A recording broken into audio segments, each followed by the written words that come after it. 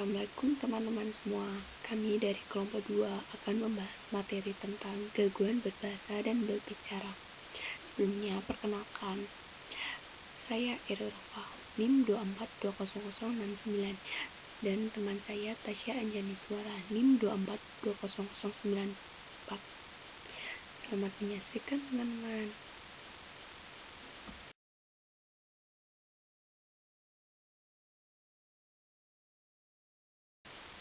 A. Peran otak dalam perkembangan bahasa. Teori dan metodologi landasan neurologis bahasa.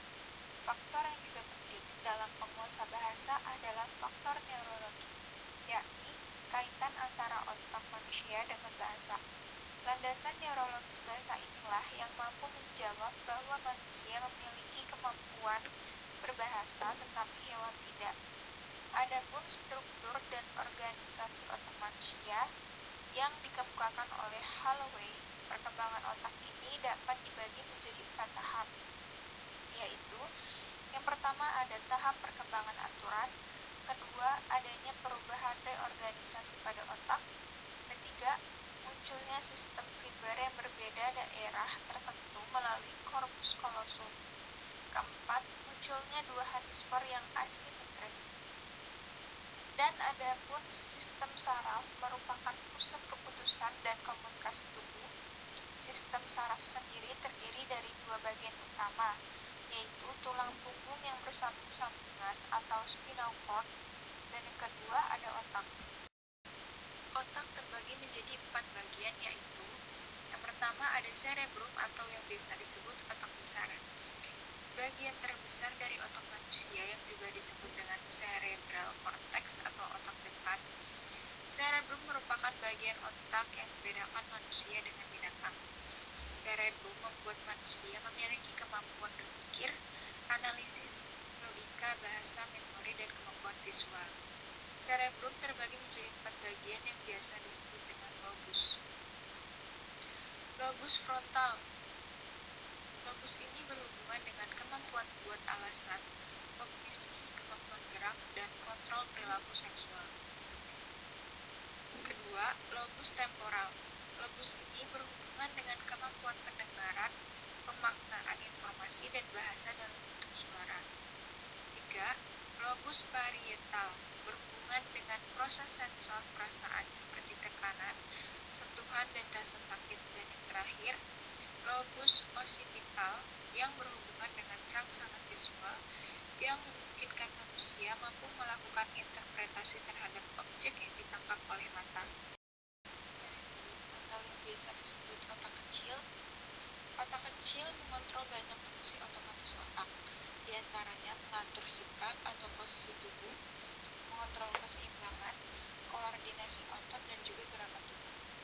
Otak kecil juga menyimpan dan melaksanakan serangkaian gerakan otomatis yang dipelajari seperti gerakan mengendarai mobil, gerakan tangan saat menulis, dan sebagainya. Ketiga, ada brainstem atau batang otak. Bagian otak ini mengatur fungsi dasar manusia termasuk pernapasan, denyut jantung, mengatur suhu tubuh, dan merupakan sumber insting dasar manusia, yaitu fight or flight atau melawan dan lari saat datang bahaya. Keempat, limbic system atau sistem limbik. Sistem limbik ini berfungsi menghasilkan perasaan, mengatur produksi hormon, memelihara homeostasis, rasa haus, rasa lapar, dorongan seks, dan juga memori jangka panjang. Sistem limbik menyimpan banyak informasi yang tak tersentuh oleh indera. Dialah yang lazim disebut sebagai otak emosi atau tempat bersemayamnya rasa cinta dan kejujuran. Otak dan hubungan otak dan juga bahasa. Bahasa sendiri adalah alat verbal yang digunakan untuk berkomunikasi. Bahasa adalah suatu sistem simbol lisan yang arbitrer yang dipakai oleh anggota suatu masyarakat bahasa untuk berkomunikasi dan berinteraksi antara satu sama lain, berlandaskan pada budaya yang mereka miliki bersama. Pada gambar di samping ini yang kalian lihat ada gambar dua belahan otak hemisfer kiri dan hemisfer kanan.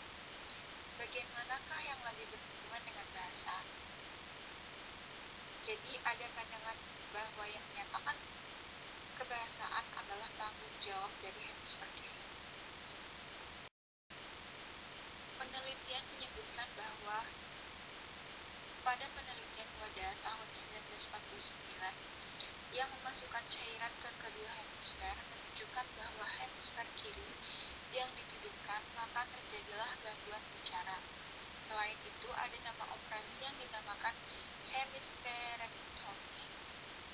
Operasi ini satu hemisfer diambil dalam rangka mencegah epilepsi. Terbukti juga bahwa hemisfer kiri yang diambil, maka kemampuan bahasa orang itu menurun drastis. Sebaliknya, bila yang diambil hemisfer kanan, orang tersebut masih dapat berbahasa meskipun tidak sempurna.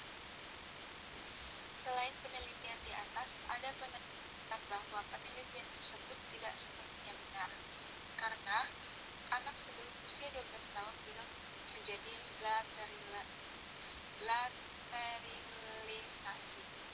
Hal tersebut terbukti dengan adanya kasus anak di bawah usia belasan yang cedera. Anak yang cedera hemisfer kirinya dapat memperoleh bahasa seperti anak normal. Hal ini menunjukkan bahwa hemisfer kanan pun mampu untuk melakukan fungsi bahasa. Maid menyebutkan bahwa menurut Maat, hubungan antara otak dan bahasa dibahas terlebih dahulu berdasarkan kekidalan atau kekananan. Dikatakan bahwa pada orang yang tidak kidal, tingkah laku bahasanya dikontrol oleh hemisfer otak kanan. Sedangkan pada orang kidal, tingkah laku berbahasanya dikontrol oleh hemisfer otak sebelah kanan. Meskipun sebenarnya pada orang kidal, kedua hemisfer sering ikut mengontrol. Di dalam otak, semua subsistem berkaitan satu dengan yang lain dan merupakan satu kesatuan yang terintegrasi, yang disebut sistem penggunaan bahasa. Gagasan otak kanan dan otak kiri membantu merumuskan rentetan pendekatan, metode, dan model pembelajaran yang berguna bagi pembelajaran bahasa. Pengertian gangguan berbahasa dan berbicara. Gangguan berbahasa atau sering disebut juga sebagai gangguan perkembangan bicara dan bahasa ekspresif. Kelainan atau gangguan bahasa merupakan salah satu jenis kelainan dalam komunikasi dengan indikasi seorang mengalami gangguan dalam proses simbolis. Kesulitan ini mengakibatkan seseorang tidak mampu untuk memberikan simbol atau lambang yang diterima, dan sebaliknya, tidak mampu mengubah konsep pengertian menjadi simbol-simbol yang dapat dimengerti oleh orang lain. Pembicaraan masalah gangguan berbahasa dan berbicara tidak dapat dipisahkan dengan peran otak dan produksi bahasa. Menurut Broca, gangguan otak berpengaruh sekali dengan gangguan bahasa. Dinyatakan juga oleh Broca bahwa ada kemungkinan plastisitas fungsi otak seperti luka pada lekuk depan ketika bagian kiri kepala bisa mengakibatkan afasia selamanya pada orang dewasa, tetapi tidak terjadi pada anak kecil yang baru belajar berbicara. Gangguan bicara. Gangguan bicara biasanya menunjukkan bahwa seseorang memiliki masalah dalam menghasilkan suara tertentu secara akurat. Anak kecil dalam proses belajar berbicara mungkin tidak mengeluarkan suara yang normal. Sebagai contoh, anak usia 3 tahun tidak dapat menggunakan suara S dalam ucapan mereka. Misalnya, aku suka permen, padahal yang sebenarnya adalah aku suka permen. Tapi pengucapan tersebut akan dianggap sebagai kesalahan artikulasi pada anak berusia 5 tahun. C. Jenis gangguan berbahasa dan berbicara. Jenis gangguan berbahasa. Pertama, ada keterlambatan dalam perkembangan bahasa. Adalah bentuk kelainan yang ditandai dengan kegagalan klien dalam mencapai tahapan perkembangan bahasanya sesuai dengan perkembangan bahasa anak normal seusianya. Kedua, afisia atau apisia adalah jenis kelainan bahasa yang disebabkan oleh adanya kerusakan pada pusat di korteks cerebri. Afisia dibagi menjadi 4. Afisia sensori atau kelainan yang disebabkan karena kesulitan dalam memberikan rangsangan yang diterima. Yang kedua, afisia motoris, kelainan yang disebabkan karena kesulitan dalam menyusun pikiran atau perasaan. Yang ketiga, afisia kondusif, kelainan disebabkan karena kesulitan dalam meniru pengulangan bunyi bahasa. Yang keempat, afisia amnestik, kelainan ini disebabkan karena kesulitan memilih dan menggunakan simbol yang tepat. Selain keterlambatan perkembangan bahasa dan apisia, juga terhadap beberapa bagian mengenai kerusakan syaraf pada anak berkesulitan bahasa, yaitu yang pertama, kelainan organ. Kelainan organ ini seperti kelainan yang meliputi lidah pendek, kelainan bentuk gigi, mandibular atau rahang bawah, kelainan bibir sumbing, deviasi, septum nasi, adenoid, atau kelainan laring. Seperti contoh gambar di bawah ini. Terus yang kedua ada gangguan pendengaran. Yang ketiga ada gangguan emosi dan perilaku. Yang keempat ada autisme. Gangguan berbicara. Yang pertama ada aphasia ambisatria. Aphasia adalah gangguan lumpuh lidah atau ujaran neuromatik atau disatria adalah dua hal yang berbeda. Aphasia adalah gangguan berbahasa atau berbicara yang disebabkan oleh sesi pada hemisfer otak sisi kiri, sedangkan disatria disebabkan oleh mengartikulasikan suara atau ujaran yang disebabkan oleh kelumpuhan, kelemahan, dan gangguan koordinasi otot alat ucap karena dengan adanya susunan syaraf pusat sehingga terganggu bicaranya. B.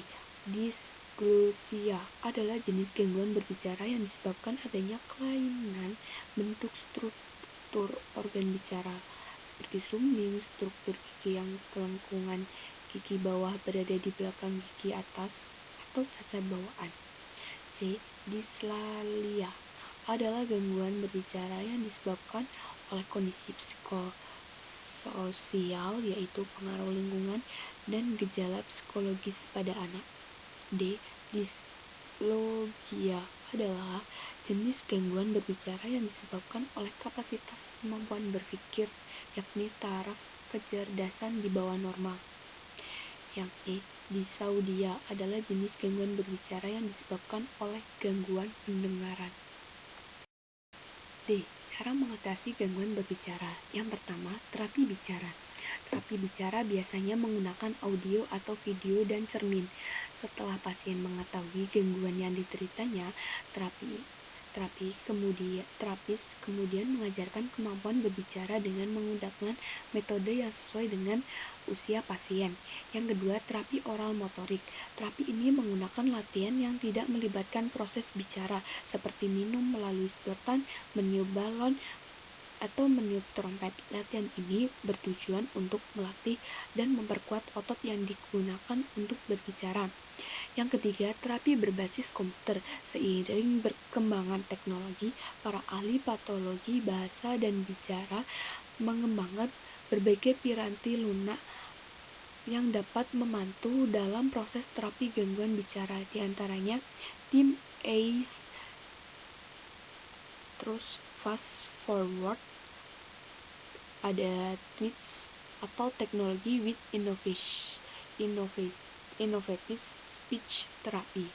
Yang keempat ada terapi intonasi melodi. Terapi ini dapat diterapkan pada penderita stroke yang mengalami gangguan berbahasa. Selain mengembangkan berbagai metode dan instrumen terapi berbicara, para ahli juga mengembangkan komunikasi alternatif bagi para penderita gangguan berbicara agar dapat berkomunikasi. Contohnya isyarat, bahasa tubuh, papan komunikasi, dan lain sebagainya.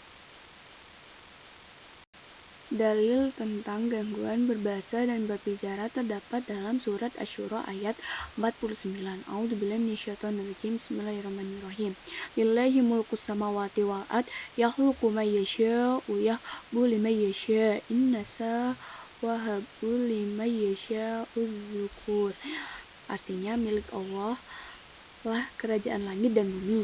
Dia menciptakan apa yang Dia kehendaki, memberikan anak perempuan kepada siapa yang Dia kehendaki, dan memberikan anak laki-laki kepada siapa yang dikehendaki.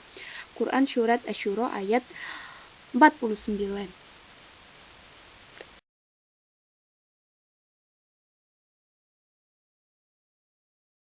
Demikian pembahasan materi dari kelompok kami. Apabila ada salah-salah kata atau tutur kataku yang kurang berkenan, mohon dimaafkan. Sekian, terima kasih. Wassalamualaikum warahmatullahi wabarakatuh.